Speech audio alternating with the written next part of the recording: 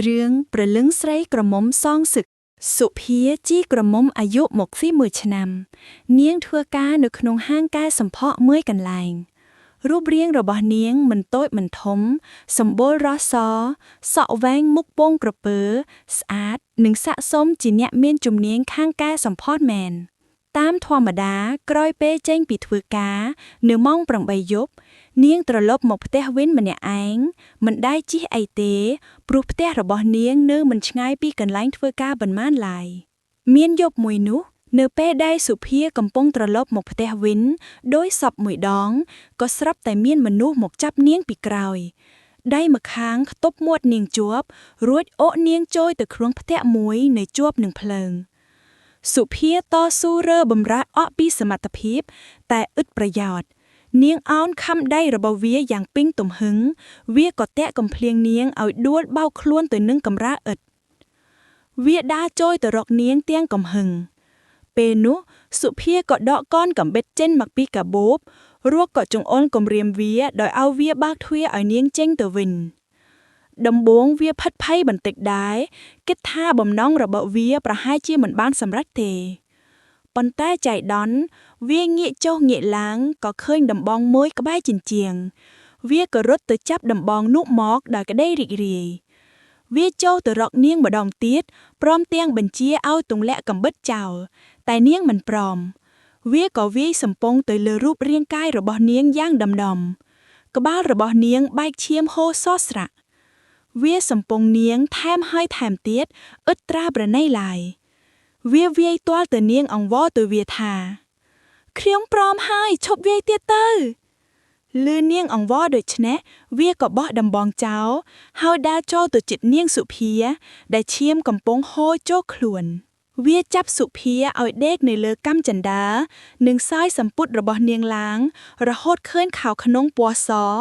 ដ៏ស្អាតនៅបិទបាំងវត្ថុស្ងួតរបស់នាងដែលនាងមិនធ្លាប់ឲ្យអ្នកណាមកប៉ះវាម្ដងឡើយវាទាញខោក្នុងរបស់នាងឲ្យរហែករយុយអស់រហូតឃើញភាពជាស្រីក្រមុំយ៉ាងច្បាស់ក្រឡែតសុភាដេកដកដង្ហើមអណ្ឌឿតអណ្ដកឈឺចាប់ខ្លាចផ្សាទាំងរូបកាយនិងដួងចិត្តវាអោនទៅរកចំណុចសំខាន់របស់សុភានិងលិតយ៉ាងក្រហល់ក្រហាយពុកមាត់ដ៏កក្រាក់របស់វាត្រាដុសបរិវេណនោះឡើងក្រហមវាកើតអារម្មណ៍ពេញទំហឹងវាគាស់យករបស់វាមកញាត់បញ្ចូលទៅឥតក្តីមេត្តា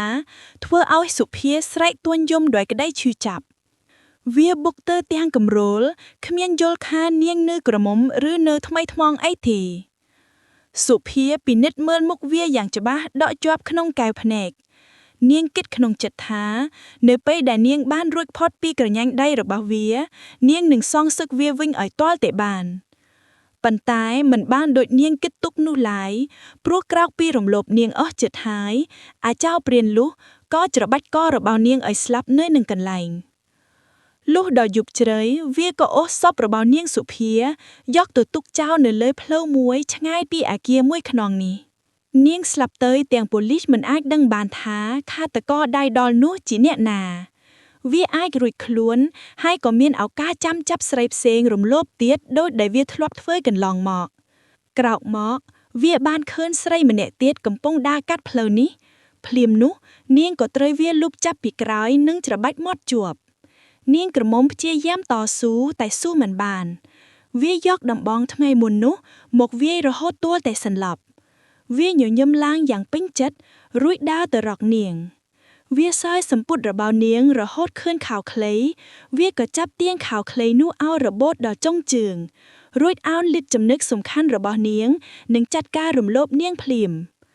ខណៈពេលដែលវាកំពុងតែសម្រុកនោះផ្ទៃមុខរបស់នាងក្រមុំស្រាប់តែប្ដូរមកជាផ្ទៃមុខរបស់នាងសុភាទៅវិញប៉ុន្តែដោយសារវាកំពុងតែប្រញឹកសັບមិនបានមើលមុខរបស់នាងក្រមុំទេដៃទាំងពីររបស់នាងក្រមុំក៏លូមករកបំពង់ករបស់វានិងច្របាត់យ៉ាងខ្លាំងពេលនោះទើបវាឃើញមុខរបស់នាងក្រមុំប្រែคล้ายទៅជានាងសុភាវាក៏ដល់ថ្នាក់ភ្នែកសបេះដូងឈប់លោតតែម្ដងរាងកាយរបស់វាធ្លាក់ចុះពីលើរាងកាយរបស់នាងទាំងប្រកាច់ត្រដោកខ្យល់នាងក្រមុំដឹងខ្លួនប្រញាប់ងើបឡើងរត់គេចទាំងត្រេត្រួតចេញពីអគារនោះចៃដន្យនាងក៏បានជួបប៉ូលីសកំពុងដើរល្បាតកាត់ផ្លូវនេះល្មម នាងក្រមុំបានប្តឹងប៉ូលីសឲ្យចូលទៅចាប់ជនអាក្រក់ម្នាក់នោះពេលប៉ូលីសចូលទៅដល់ក៏ឃើញវាដេកស្លាប់នៅត្រង់កន្លែងកោតហេតុនោះទៅហើយប៉ូលីសសន្និដ្ឋានថាជនអាក្រក់នេះនៅពេលដែលវាឃើញរបស់ល្អរបស់នាងក្រមុំវាក៏រំជួលចិត្តរហូតគាំងបេះដូងស្លាប់តែម្ដងទៅគ្មានអ្នកណាម្នាក់ដឹងឡើយថាវាងាប់ព្រោះតែការសងសឹករបស់នាងសុភាសោះ